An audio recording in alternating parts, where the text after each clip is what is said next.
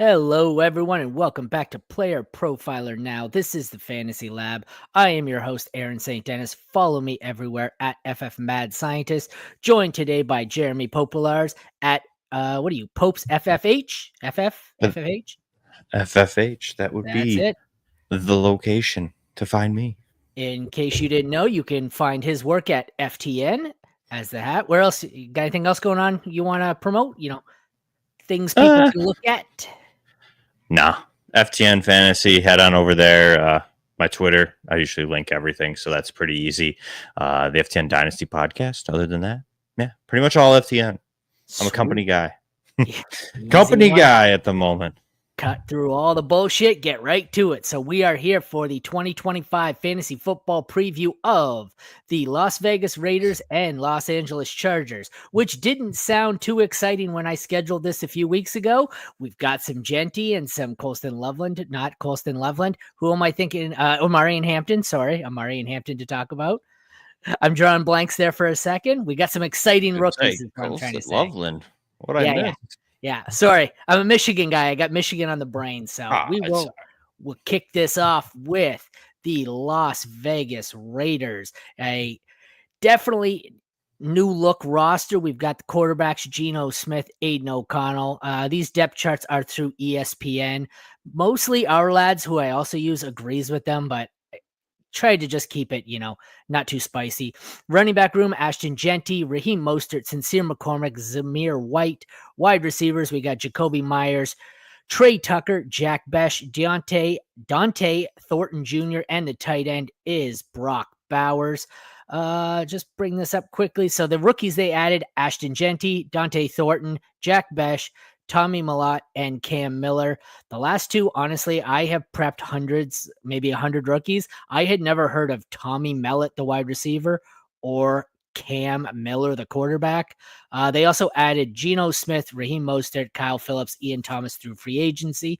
So that's pretty much how we arrived at this roster. So anything to see here? I guess we'll start with the quarterback room. You think this is Geno's job? It's got to be, right? They brought him in. You expecting an Aiden O'Connell appearance at any point? I wouldn't think so at this point in time. I think Aiden O'Connell's proven who he is as a quarterback, which is maybe a quality backup, quality in air quotes. I think that at this point they brought in Geno Smith for the pure fact that they didn't like what they had in Aiden O'Connell to be the starter, at least going forward. I think this will be Geno's job. I think Geno, I see that. I'm guessing this is, what is this consensus ranking? Yes. Sorry, I forgot 26, is that? Yeah, that is Fantasy Pros Fantasy Pros rankings right now. QB 26, 159 overall. I forget for those of you listening, you cannot see the graphic I have on the board. So 26. That's exactly where I have him, I think. 25 or 26. How about you?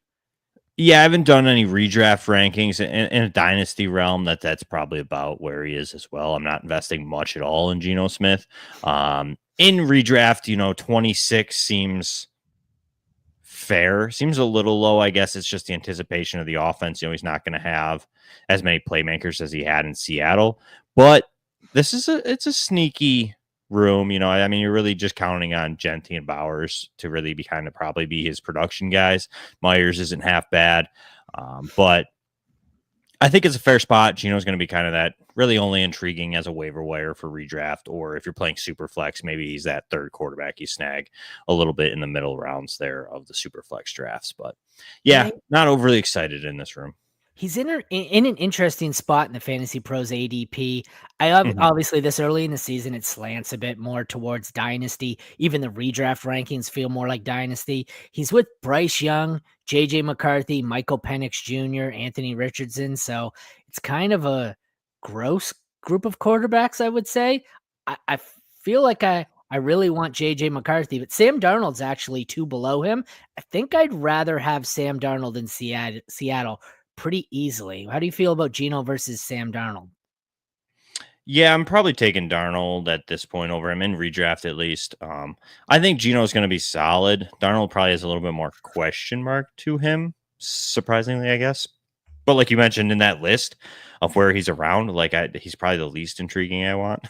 Like, I definitely I'd take a dart throw on JJ before I would Geno. I'd take a dart throw on Anthony Richardson before I'd add Geno. You know what I mean? Like, if Richardson manages to become a semi-competent passer, like the rushing upside is just too good, like he'll smash that ADP, where Geno is going to fall here. Like, he's not going to be a top 10 quarterback. Geno feels like the quarterback I'm going to get in a super flex league if I miss on quarterback and have to punt.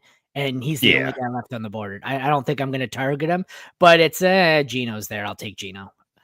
Or he's going to be a guy that wins me like a week when my quarterback misses 2 weeks. You know, like that's probably what it's going to be. That too. All right, moving on to the more exciting part. Well, at least the starter. Newly drafted rookie Ashton Genty. Like I said, we got Raheem Mostert, Sincere McCormick, Zamir White. I don't know what to make of this. Like, obviously, this is a Genty situation, but this feels like, you know what this feels like to me? I'm terrified, and this is Bijan rookie year all over again, because nobody said, you know, when he came in, it was, Tyler Algier. Who the hell's that? Tyler Algier cut into his workload as a rookie very heavily, and it made him, what did he finish as? Low-end RB1? I think, you know, Raheem Mostert, he's a solid veteran, and if he stays healthy, I think he's good enough that he could keep Genty out of the conversation, top 3, you know, keep him out of the Barkley, Bijan, Gibbs. Don't get me wrong, I think Genty's obviously the guy here. I always worry. We do this, even with Jonathan Taylor rookie year, it was probably halfway through the season before he really took over from Marlon Mack. They a lot of these garbage backs really cut into these first round picks, and we don't anticipate it. What do you think? Yeah, I think they plan to use Ashton Genty fairly heavily when you look at this roster. I will see it. I will agree with you that I don't panic if he's not like, you know, 200 touches in game 1. Like it might be a slow build up. There's going to be reasonable suspicion to whether he can hold up to an NFL grind with his play style, with his size, and just coming from a smaller competition in the Mountain West. Like, yes, it's physical. He's played bigger teams as well, so that kind of neutralized our concern overall as a prospect, but it still wasn't, you know, 17 weeks of getting hit by 200-pound, 300-pound offensive linemen and linebackers. And so the question probably will be a little bit of durability, and you do see that that fade at the back half of the season from the collegiate ranks because the seasons aren't as long as the NFL game is. So they may decide to ease him in a bit. He's their guy of the future, and they'll let, you know, those licks go to Raheem Mostert, Zamir White, maybe McCormick early in the season a little bit, and you might see a pretty hefty dose of all 4 of them at some point potentially. But I do really think Ashton Genty will kind of eventually take over, like you said, and could be that quote unquote league winner where you get that second half where he's really kind of just separated himself from the rest of this group. But I'm not panicking. The running back 5 is rich. Like, I don't know if I would draft him there, truthfully and honestly. Like, I think I could get guys later that would be comparable. You know, like, I don't know. Gibbs is probably ahead of him. Like, I'm trying to think. Like, Breece Hall, like, I'd probably rather Breece Hall. I'm sure he's after him at 5. Jonathan Taylor, even after 5, probably. Like, I would maybe lean to those guys in redraft. You know, I get the Dynasty hype. I get him at 1-1. Like, totally get it. But in redraft, like you said, a little bit of that. I think he's going to be solid. Probably an RB1 just because if he stays healthy, he'll get there.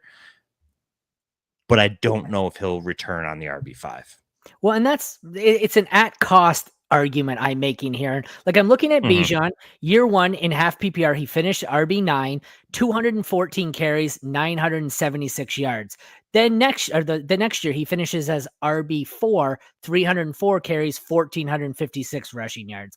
I think we could see something similar to that with Genty. Like, I know the Vegas line last I looked was something like 955 rushing yards. So I think he finishes as an RB1. Just, I don't want to pay in redraft. I don't want to pay RB4 cost. What is it? RB5. He's actually moved up. He's RB4. I don't want him at that cost.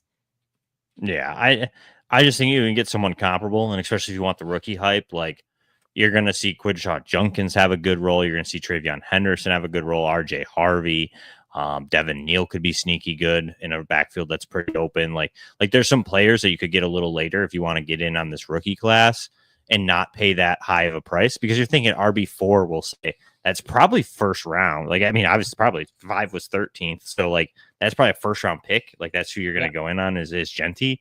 Like in one quarterback, sure. Maybe it's the back half of the first round, but I'd rather take a receiver there and get one of those premier receivers and then kind of circle back with some of these other running backs and not pay the price for somebody that it's not that he's going to be terrible, but I just don't think he's going to be RB5. And I could be wrong, but I don't think he gets there. Any other running back here getting drafted? Mostert has maybe a handcuff, which has got to be the scariest handcuff because he's never healthy. But probably not, just because of what you just said. You know, I also think Chip Kelly will roll too. We saw him do it at Ohio State. I think you'll see it here as well. I think that you're going to not have a clear handcuff. You know, when you're looking to handcuff teams, you want a clear player that's that handcuff. You don't want like the fantasy herd behind him, you know, and that's what this feels like it would be if Ashton Genty went down. So, you know, it's not like it's not like say Breece Hall, where even with like Breece Hall, yeah, you'd Braylon Allen, but if Breece Hall goes down, it's probably Braylon Allen and Isaiah Davis. You know, you're not getting like a 1-for-1 like the Bills, when James Cook went down, like it was Ray Davis. Like that's the handcuff you want because they kind of just plug one player in and that's who rolls it, you know? And here I don't see that player really separating. It's probably Mostert if I had to take a guess. But yeah, I'm not investing too much here in this backfield.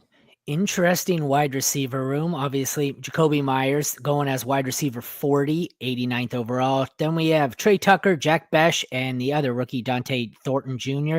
I like Jack Besh. He was a big riser for me in rookie rankings. I think there's plenty of opportunity here. I was never all that high on Jakobi Meyers. What do you make here of this wide receiving core? Is there anything that really excites you or? Excite is a very loose term we'll use here.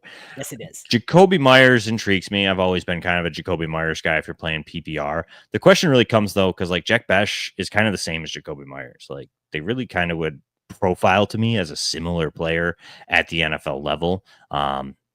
Physical inside kind of guy, chain mover. I don't see Besh being this elite downfield threat at the next level. So I don't know how this plays out in this offense as far as like Besh and Meyers paired together. I think Deontay Thornton is an interesting dart throw. Feels like more of that field stretcher here. Trey Tucker's shown us who Trey Tucker is. He's not really draftable. You'll probably add him on the waiver wire after he booms. He'll have some boom weeks. You'll add him. But like Deontay Thornton could maybe be a late intriguing player depending on how deep your rosters go. But yeah, I mean, I'll probably draft, like I said, Jakobi Meyers seems safe. Not going to be rushing to draft boards at wide receiver 40. That's fine for me. It's probably a spot I'd be looking at. Really good flex player, going to be consistent, see the volume. So that's probably where I'm going to go. Besh, maybe, but again, I'm not too in on him being a super productive fantasy asset at the next level. I think he'll be a solid player for the Raiders. I just don't know if it's going to lead to a ton of fantasy success unless he becomes maybe the red zone guy. But we're going to get to who you want to get in this passing attack here shortly. So I'm not too in to the wide receivers. The team leader in targets is Brock Bowers, I would assume. I also have Michael Mayers, but you can see how much I love Mayers. I have cut him off on the bottom of the graphic here by mistake. But his really nice hair. Yes, he got his hair. Nice hair. It's right in there, just below Brock Bowers' chin. So it's awesome. He gets his hair. So Bowers, leader in targets, and your tight end 1 overall, or how you feeling about him? Yeah, I mean, that's fair. I'm not going to argue you. I'm not going to sit here and pound the table for someone else necessarily at tight end 1 at this point. When we look at tight ends and how I process the information in front of me and trying to predict who's going to have a fair season is pretty similar to probably most people, I would say. You're looking for a team that's either got the top target or the second target. Once you get into 3 and 4, your target volume drops drastically, and these players typically are not the most athletic. Bowers is an exception to that category there, but you're looking for players who have good target volume and have that opportunity in front of them, and Bowers has all that paired with elite, I wouldn't say elite, but athleticism. I call it elite athleticism, and that would be able to kind of really break fantasy to an extent. Going to be a real good positional value. And like I said a little bit there just a second ago, I'd rather invest in Brock Bowers than the receiver group. So if I'm taking a Raider early, to be honest, it would probably be Bowers over the rest of this roster. I think that if I'm going to be taking a tight end early, I'm going to have more shares of Trey McBride. I have a similar outlook for the two of them this year, and Trey McBride is going like 12 picks later. I think Bowers probably outproduces him, but not by enough that I wouldn't rather just, wait an extra 10 to 12 picks and take McBride in the next round. What are your thoughts there? You that far apart between them, or you have somebody else in with Bowers at the top of the tight end rankings? No, I mean, I would go with that. With Trey McBride, that's fair to wait. I'm not necessarily one who goes super early in tight ends. I tend to wait a little bit. So I would probably say, yeah, I can agree there. The only thing that I would say is that I'm expecting a lot more from Marvin Harrison this year. I think once that connection starts to grow with Kyler Murray, that we might see some of the target volume fall from Trey McBride, and McBride is not as athletic as Bowers. So I think with the way that the Raiders' schedule will probably forecast playing from behind, I think Bowers will likely see more targets potentially than Trey McBride and just has more athleticism. So I do think Bowers at 1 makes a lot of sense. But when you're talking about value and cost of return, like you said, and where they're going to go, like Bowers at 14 overall, there's a lot of other players I'd probably take. Yeah. As opposed to 14, where you had mentioned, like we're 12 picks later, you could get Trey McBride. Like a whole round later, I can wait and just get Trey McBride, pairing him with like maybe Justin Jefferson and like Breece Hall or something. You know what I mean? Like I would rather have that roster than say Justin Jefferson, Brock Bowers, DeAndre Swift. Like, you know what I mean? Like, I don't know exactly where they all fall out, but like, I feel like I would probably end up waiting till that second tier started to run in the Trey McBrides or the Trey McBride, probably Travis Kelce, Andrews will probably be in there. Like, there's going to be some of those players, Kittle, like all those players will be right around each other, Laporta, etc. I'll probably try to hit that tier before Bowers. But like I said a little bit earlier there, like if I'm investing in the Raiders, Bowers probably seems like the player you would want just because he feels the safest and gives you the best positional value for the rest of the group. All right, to wrap up the Raiders, do you see a sleeper, a breakout, and a bust on this roster? I think the sleeper for me is probably Geno. I don't know how exciting that sleeper is, but I think he's a pretty reliable QB too at that ADP. What do you got for sleeper, breakout, bust on the Raiders? I'd say sleepers probably Jack Besh. Yeah, that's a good I think one at some opportunity there. I don't know if you can really call him a sleeper. He's probably on rookie hype, but like there's a potential he's the lead guy behind Bowers. Potentially, I think that's Jacoby Myers, but there's a chance that could happen. The bust, I'll just go with Ashton Genty and not on that full like bust. But like I don't think he returns RB5. I think he's going to be closer to 12 than 5. So we'll go with that. And then what was the other one? Totally forgot. I'm just breakout. I guess it could have been Besh at breakout too. Yeah, but I don't like breakouts for rookies. Like kind of just like, fair enough. I'll say the breakout will be, I don't know, Brock Bowers because he just explodes more than he already did. That's a pretty high bar to set. All right, you never know. That's going to wrap the Raiders. Before we move on to the Chargers, let's hear a quick word from the Podfather. If you play in Dynasty, you need Dynasty Deluxe, our premium package for Dynasty Leaguers. We rank over 300 players, updated every week, all year long. And there's a win now mode and a rebuild mode with superflex and tight end premium controls. And a Dynasty League sync where you can say, sync down all of my sleeper teams, all my FFPC teams. And then you can browse around your leagues for who has needs. And then you can use our trade finder to see what kinds of trades are happening in leagues that are similar to the one I want to do. Then you can analyze trades using our trade analyzer, which balances the lifetime value, which includes pick values out to like 2028. All of that plus the rookie guide, $25 value is included. So if you're just in one Dynasty League, Dynasty Deluxe is well worth it. And use your host's promo code, and you can bump up to all in and get $25 off. And we're back. My promo code on that is Mad Scientist. As you can see on the screen, also comes with a $50 deposit match on Fast Draft. Head over there. I think we're trying to fill out the final closeout Origins Chaos so we can start another one. I think it's Chaos 2 we're on. Go into that. Lots of lightning quick fast draft best ball leagues there. All right, we're going to the Chargers. So we've got Justin Herbert. Taylor Heineke came over in the offseason. Herbert is obviously going to be the starter here. He is at QB 11 right now, 88th overall. I think my personal rankings, I have him 1 or 2 over or lower. I can't decide with him. He seems to be right as my QB 12. It gets kind of not as pretty there. I think I have Drake May above him. Where do you have him? Justin Herbert, that is. I think that's a fine spot. I think Justin Herbert is a QB 10 to 15 type of player. It's an offense that's not going to throw the ball a ton. It could be efficient. But with that lack of passing volume, he just is going to sit in this category. Doesn't have, I mean, he's got some rushing upside, but not to the point where it's going to outweigh what he doesn't possess as a passer at this point in time because of just the pure scheme that they're going to run. So I think there's going to be some explosion. I think Trey Harris is a good ad, could maybe open up this offense a little bit more. So maybe there's a little bit more volume in there, but I think 11 to 13 feels like a safe spot for him. He'll be a player that if you wait, like you said, on quarterback a little bit, like I'm fine with him being your quarterback 1. Is he going to always be a top 12 quarterback weekly? No, but he's going to give you those weeks. And probably you could win a championship with Justin Herbert as your quarterback, I think, in fantasy this season. Yeah. Before we move to the running backs, I should add, here are some of the key offseason additions. The rookies they drafted were running back Omarion Hampton, wide receiver Trey Harris, other wide receiver Keandre Lambert-Smith, and tight end Oronde Gadsden. They added QB Trey Lance, tight end Tyler Conklin.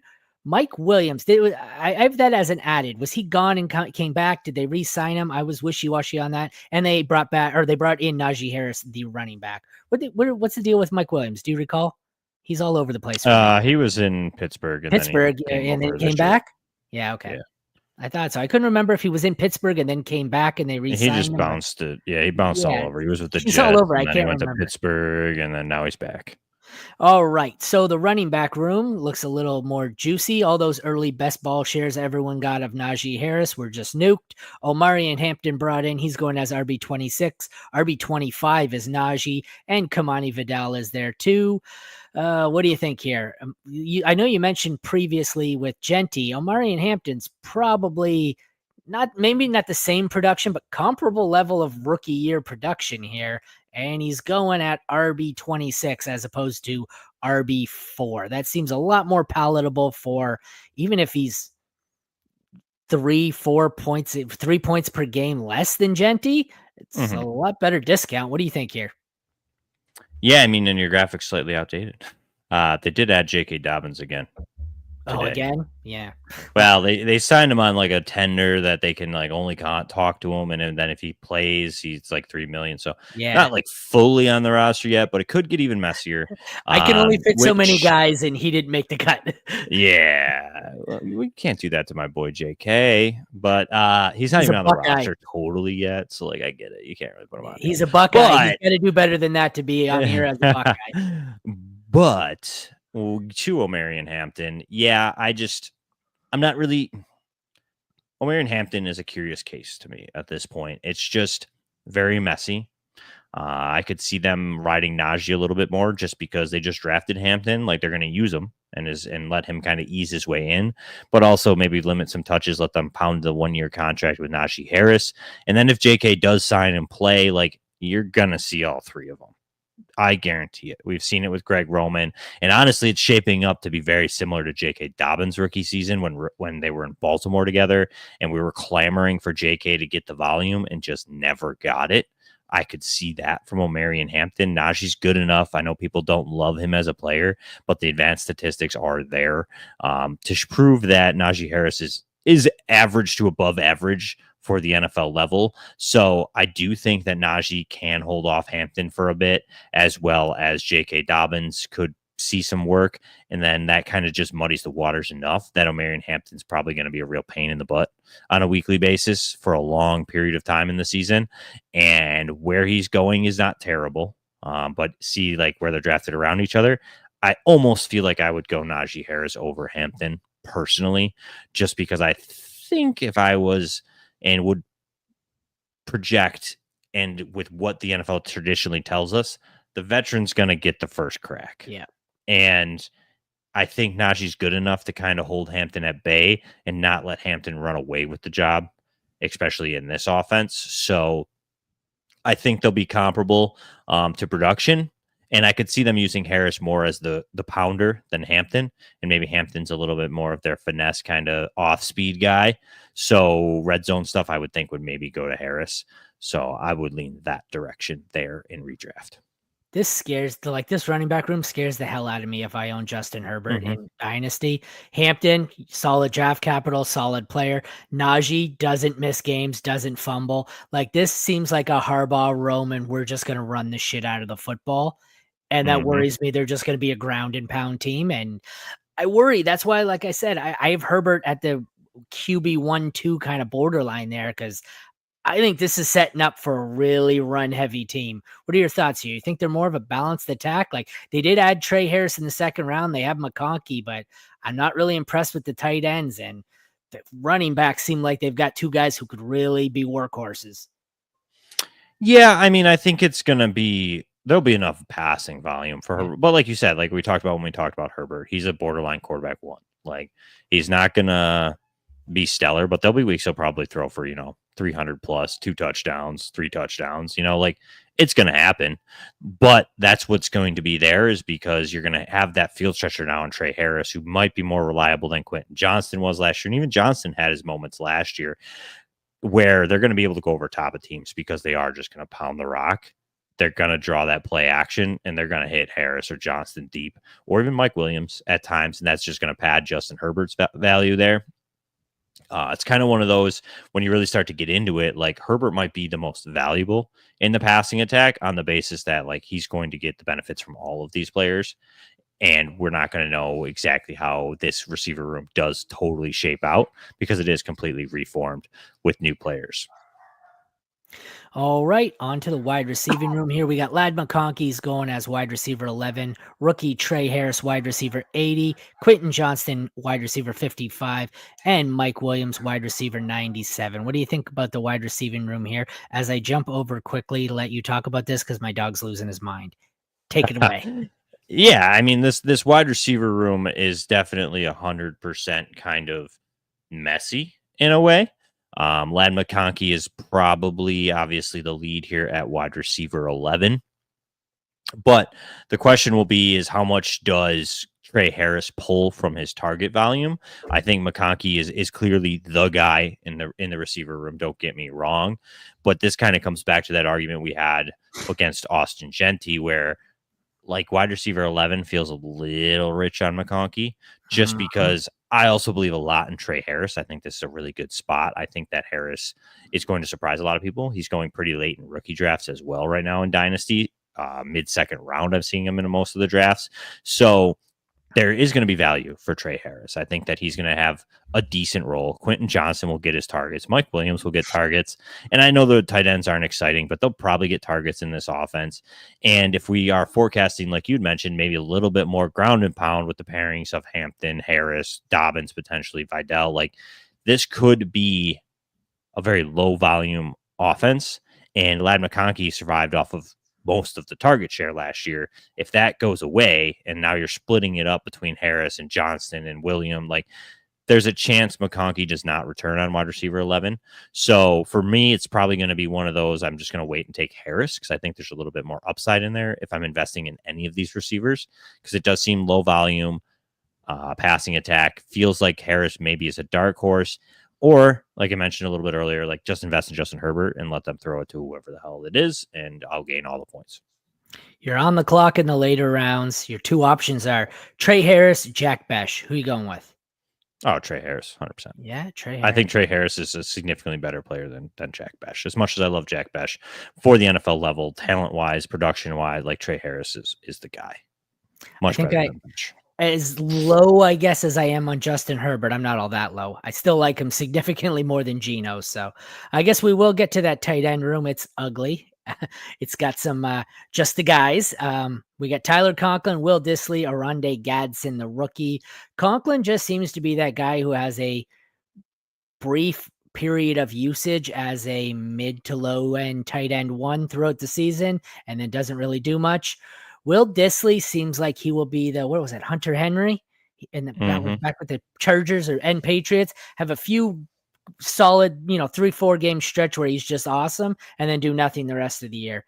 Anything to see here? Or, number one guy, one and two in this passing attack. They're going to be what? McConkey, Harris, maybe even Najee Harris, and then a tight end. Yeah, I'm not overly excited here. I think Disley gave us a little bit of flashes, but like you said, they're both mid-tier, just guys, and I could get them elsewhere that maybe have a more passing volume. I'm not overly excited. It's a messy room. You could see a lot of 12 personnel. It could be spread out tight end usage. Like, I'll probably be avoiding it. The tight end room is shallow, and there's so many above average athletes at this point in time. Like, the tight end position is deeper than it has been in a lot of years, at least on name value and potential hope. We say that every year.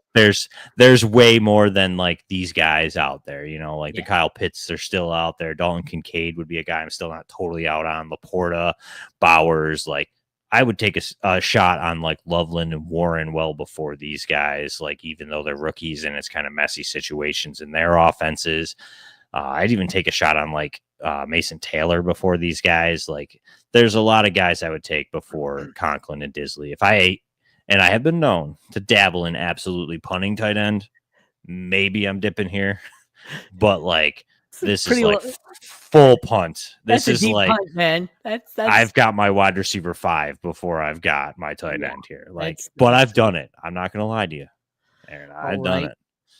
On the Chargers, I'll take the bullet here. I'll go with sleeper breakout bust first. I think my sleeper's Najee at that cost. My breakout is going to be Quentin Johnston because I can't quit you, as stupid as I am for that.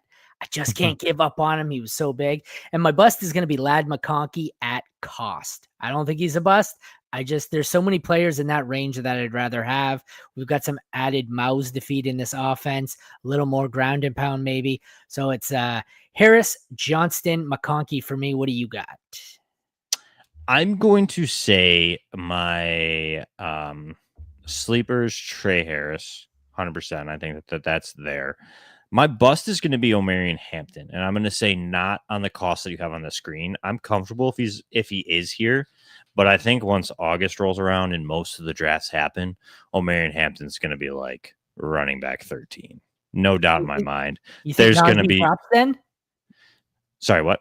You think Najee drops in ADP significantly then? Like obviously a little bit. They're pretty close. I think that just happened, but I think when it all is said and done and like you start getting the rookie fever and like the training camp videos, you're going to see a little bit of Omarion Hampton. There'll be those buzzes of, oh, Hampton looks so good. Like Hampton's probably going to look faster than Najee Harris. Like I could see him pushing closer to, I don't know if it's all the way to 15, but like I could see him squeaking up into the teens when he's getting drafted come mid-August.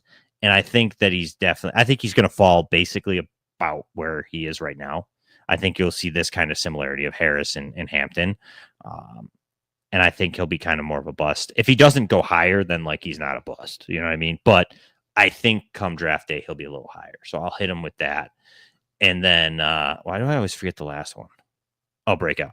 I'll piggyback on Quentin Johnston for you. Okay. I think Johnston showed some good development last year. And I guess if I'm going sleeper and bust in the same receiver, maybe I'm expecting him to throw more. I don't know. I think that could happen. I could see it. I just also don't really have anybody else to pick. Not gonna lie. I don't. I really look at this roster and go, it's Justin Herbert. You want McConkey, Harris, and one of the running backs. Yeah. So, and none of them are really breakouts. So. All right. AFC standings in this division. Who finishes higher, Chargers or Raiders? It's got to be Chargers, right? Yeah. Okay. That's yeah. I think the Chargers will be a playoff team again. Well, thank you for joining me to talk Raiders and Chargers. Before we get out of here, please promote yourself one more time. Tell everyone where they can find you. Yeah. I mean, easiest place is Twitter or Blue Sky at Popes FFH. I post work for everything there, podcast links, article links, etc. If you want to, you can join FTN Fantasy. Head on over there. That's where you can get all the written content, rankings, Discord chat, one-on-one with me, all the fun stuff that comes with FTN. You also get all the cool DVOA information. You get Radcliffe's information. You name it, we have it over there at FTN Fantasy. So if you don't even like me and you want to join just because you like the other guys, that's fine. I'm not biased. I'm not biased. It's all right. I get to do a live make you like me. I get to do a live draft with you, man. Yeah, I'll make them like me if they join. Just if they join for Jeff, I'll be like, no, you're gonna like me by the end of this. I'll keep persisting. I'm persistent. Awesome. All right. Well, thank you for joining me. We will be back again next Wednesday at 7 p.m. Eastern. As always, next week, I've got Andrew Cooper of Fantasy Alarm talking Jets and Patriots. Once again, I am your host, Aaron St. Denis. Follow me everywhere at FFMadScientist. This has been the Fantasy Lab on Player Profiler Now. Thank you all for tuning in. We'll see you next week. Hey, I want to thank you for being part of this broadcast. If you have any thoughts on it, leave a comment. If you enjoyed it, make sure you leave a like. And if you want to see more shows on the Player Profiler channel, subscribe to it. That's how we know you want more.